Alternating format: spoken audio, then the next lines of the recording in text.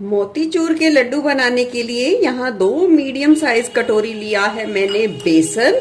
आप कोई भी बेसन का इस्तेमाल कर सकते हैं। और यहाँ मैंने 2 कटोरी के करीब लिया है बेसन, तो यहाँ मैंने 1.5 कटोरी के करीब पानी ले लिया है। उसे थोड़ा थोड़ा डाल के फेंटेंगे। अगर जरूरत पड़ी तो पानी को थोड़ा कम ज्यादा कर सकते हैं। तो ये बेसन की क्वालिटी पे डिपेंड करता है। तो पहले हम थोड़ा थोड़ा डालते जाएंगे और बेसन को अच्छे तरीके से फेंटेंगे, बिल्कुल ही लम्स फ्री करेंगे। पानी डालकर बेसन को अच्छे तरीके से फेंट लिया है। अगर गिलास के माप से देखा जाए तो 1 गिलास के करीब पानी का इस्तेमाल हुआ है। और देख सकते हैं बैटर ना ज्यादा पतला है और ना ही ज्यादा गाढ़ा है। और देखिए चम्मच की बैग में मैं इस तरीके से एक लाइन खींचूंगी। ये देखिए लाइन बिल्कुल क्लियर है, इसका मतलब बैटर बिल्कुल परफेक्ट है। अब हम इसे लगातार एक ही डायरेक्शन में फेंटते हुए 3 से 4 मिनट के लिए फेंट लेंगे। इससे क्या होगा, बूंदी में बहुत अच्छी तरीके से जाली आएगी, फुलावट आएगी और बिल्कुल गोल गोल बनेगी, चपटी नहीं बनेगी। चलिए बेसन के बैटर को अच्छे तरीके से फेंट लिया है। अब हम इसे 5 से 10 मिनट के लिए रख देंगे ताकि अच्छे तरीके से ये सेट हो जाए, यानी फूल जाए।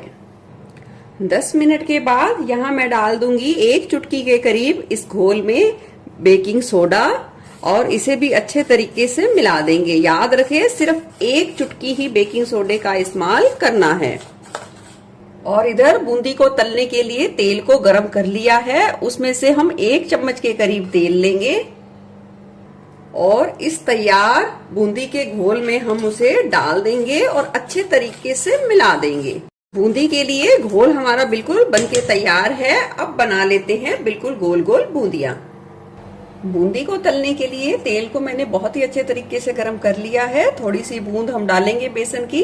जैसे ही ये डाली है घोल, देखिए तुरंत ही ये सिक के ऊपर आ गया है। इसका मतलब बिल्कुल ही परफेक्ट टेम्परेचर है तेल का। याद रखें जब बूंदी को तले तो तेल बहुत ही अच्छे तरीके से गर्म हो। इस तरीके से आपको ऊंचाई पे थोड़े से इस झारे को रखना है। तो अब हम इस तरीके से फैलाकर घोल को डालेंगे और ये देखिए खुद ब खुद बूंदी बहुत ही अच्छे तरीके से गिरना शुरू हो जाएगी। जब बूंदी को आप इस तरीके से कढ़ाई में डालें तो तुरंत ही गैस की फ्लेम को लो पर कर देना है। इस बात को आपको ध्यान रखना है। ये देखिए आपको झारे को इस तरीके से बिल्कुल पटकना खटकना नहीं है। आपको बस इसी तरीके से रखना है, बूंदी खुद ब खुद गिरती जाएगी। ये देखिए बिल्कुल गोल गोल मोतियों जैसी बूंदी कढ़ाई में गिर गई है। अब हम थोड़ा सा सिकने देंगे। लगभग 1 मिनट के करीब आप बूंदियों को पलट लीजिए और इस स्टेज पर आप गैस की फ्लेम को थोड़ा सा बढ़ा सकते हैं। इस बात का ध्यान रखिए जब आप बूंदियां शुरू में डालें तब मतलब तेल बहुत ही तेज गर्म होना चाहिए और जैसे ही बूंदियां थोड़ा सा सिकने लगे तो गैस की फ्लेम को कुछ सेकंड के लिए आपको लो पर कर देना है। अब अलट पलट के बूंदी को अच्छा सुनहरा होने तक सेक लेंगे। चलिए बूंदी बहुत ही अच्छे तरीके से सिक गई है। अब बूंदियों को निकाल लेंगे छान के एक प्लेट में। फिर से हम थोड़ी सी ऊंचाई पे झारे को सेट करेंगे और इस तरीके से डालते जाएंगे फैलाते हुए।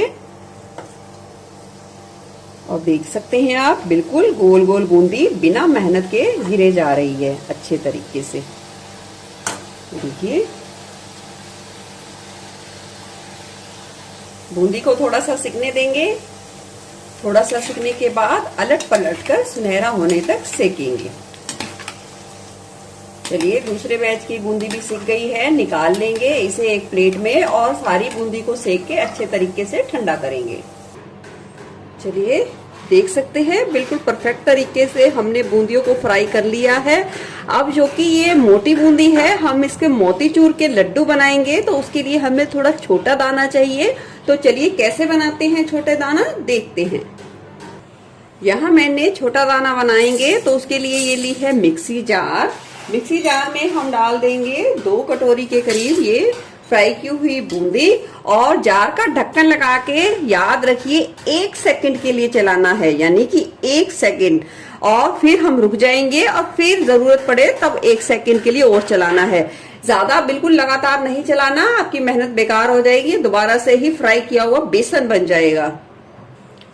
चलिए ये देखिए मोतीचूर का दाना उस मोटी बूंदी से बना के तैयार कर लिया है। देख सकते हैं टेक्सचर। मात्र 3 सेकंड के लिए चलाई है, और 3 सेकंड ऐसे नहीं कि लगातार ही 3 सेकंड चलाया है। 1 सेकंड चलाई फिर रुकी, 1 सेकंड चलाई फिर रुकी, फिर चम्मच से हिलाकर 1 सेकंड चलाई। 3 सेकंड में ही मात्र ये दाना बनके तैयार हुआ है। ये दाना तो बनके तैयार है मोतीचूर लड्डू के लिए। अब बनाते हैं मोतीचूर लड्डू की हेल्दी तरीके से बिना चीनी वाली चाशनी।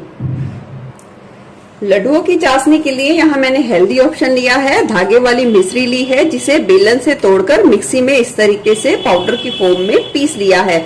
यहाँ मैंने 2 कटोरी बेसन लिया था, तो मैंने उसी कटोरी के नाप से 1.5 कटोरी के करीब मिश्री ली है।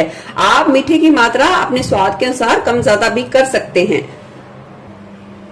डाल देंगे कढ़ाई में पिसी हुई मिश्री। यहाँ मैंने 1.5 कटोरी मिश्री का पाउडर लिया है, तो मैं यहाँ डाल दूंगी 1 कटोरी से थोड़ा सा ज्यादा पानी। मिश्री को पानी में अच्छे तरीके से मिला देंगे। डाल देंगे थोड़ा सा केसर, डाल देंगे 1 चुटकी के करीब ये ऑरेंज फूड कलर, 2 से 3 हरी इलायची के दाने डाल दिए हैं निकाल कर, और इसे अच्छे तरीके से मिला देंगे। और चाशनी को उबलने देंगे। यहाँ चाशनी की मोतीचूर के लड्डुओं के लिए 1 तार या 2 तार की नहीं बनानी। जिस तरीके से गुलाब जामुन की चाशनी होती है, हल्की चिपचिपी, उसी तरीके से बनाकर तैयार करेंगे। देखिए चाशनी हल्की चिपचिपी सी हो गई है, इसे ज्यादा पकाने की जरूरत नहीं है। गैस के फ्लेम को यहाँ हम लो पर कर देंगे, और ये डाल देंगे तैयार किया हुआ बूंदी का मिश्रण, और लो फ्लेम पे हम इसे चला लेंगे। तब तक चलाएंगे तब तक ये चाशनी अच्छे तरीके से बूंदी सोख ना जाए, यानी कि बूंदी के अच्छे तरीके से सोखने तक हमें पकाना है इस मिश्रण को।